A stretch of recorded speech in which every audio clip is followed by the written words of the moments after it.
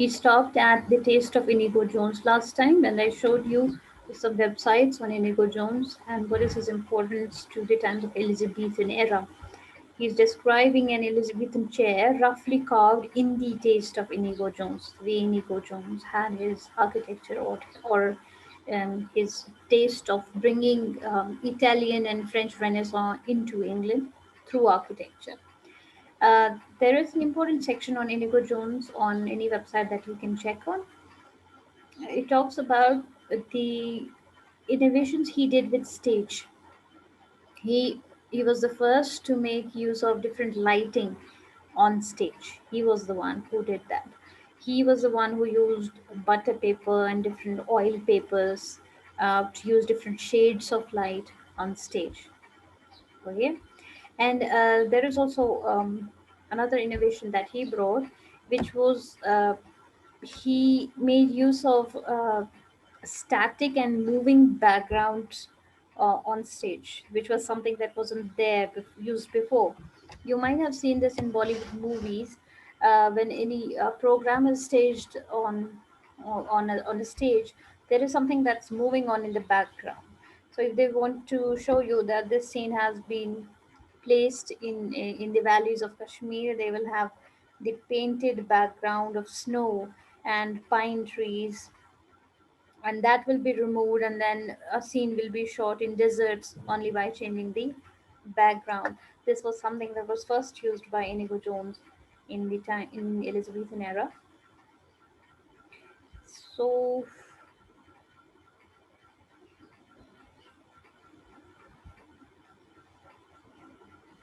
let's move on. After that, you have the corner between the fireplace and the window is occupied by a divan. Divan is cushioned in Morris chintz. So here you see um, there is a fusion of Oriental and Occidental culture. Oriental culture of Divan um, and Occidental Morris chintz. So he gives you details of this divan having cushions of Morris chintz. So cushions is not something on a divan is not something that was the kind of cushions that Westerners use. The cushions that Orientalists used would be different. Used to be different. They used to be bolsters mostly. Bolsters are round shaped cushions. But he talks about the cushions specifically that are known of Morris chintz in that time. I told you again what's his purpose of mentioning the brand names, because this is that stage of capitalism when brand becomes very significant. It's between 4 and 5 in the afternoon. The door is opened violently and Higgins enters with his hat on. What's the purpose of time and again mentioning of where the hats are? If they're hanging, if they are wearing it, it's on their head, somebody takes it off, or if it's dirty, or if it's not dirty. Do you feel in this text, hat is kind of a motif?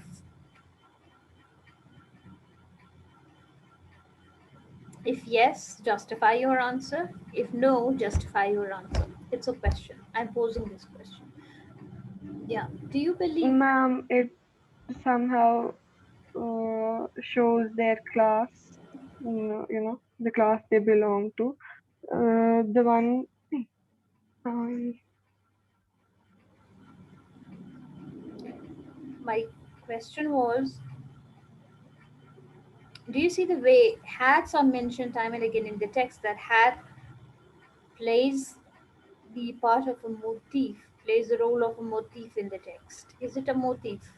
Why and why not? If yes, how is it a motif? If not, how is it not a motif? What's a motif in literature?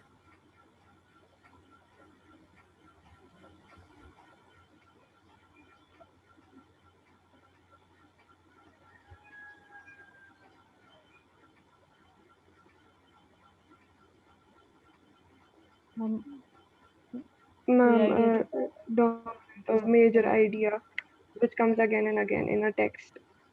जैसे ELISA की hat आती है यहाँ पे, Higgins की hat ऐसे. Hmm. So again, the question: do you think the hat is a motif in the text?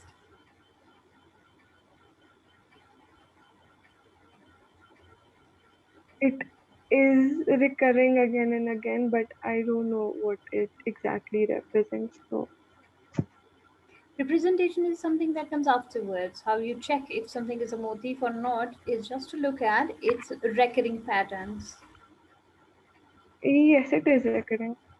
It's मतलब not the same thing that's coming again and again. It's not only Higgins's hat, the hat Higgins wears. It's not just his hat that's coming again and again. It's not just Eliza's hat that's recurring in the text. But there is the mention of hats which is worn by different people, and these hats are being spoken about. Initially, they give you the description of the kind of hats that are worn by people on the street. Then they give you the description of how Pickering and Higgins address each other and how they take their hats off or they put their hats on. And there is also one of the instances where Mrs. Pierce she um, she reprimands Higgins for not being rude with Eliza, and that she is used to his behavior, but Eliza is not, and he must check his language use in front of her. Even then, he goes to the table, and on the table is the hat. And he confronts back and says he doesn't think he is rude. Mrs. Pierce repeats that yes, he is rude. He's harsh in the use of his words. So this is how you look for motifs in a text. So nothing should just pass your eye and you're not paying attention to it. Yeah, you cannot afford that as literature students. Now let's begin reading. I want Samia to play Mrs. Higgins. I want Mahrukh is not here yet. I want Mahrukh to play Higgins, and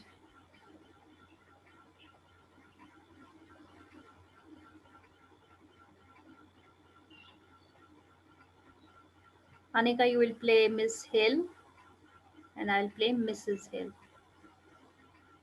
Okay, let's begin. Okay, ma'am. Mrs. Higgins, dismayed. Henry, scolding him. What are you doing here today? It's my at home day. You promised not to come. As he bends to kiss her, she takes his hat off and presents it to him. Oh, bother.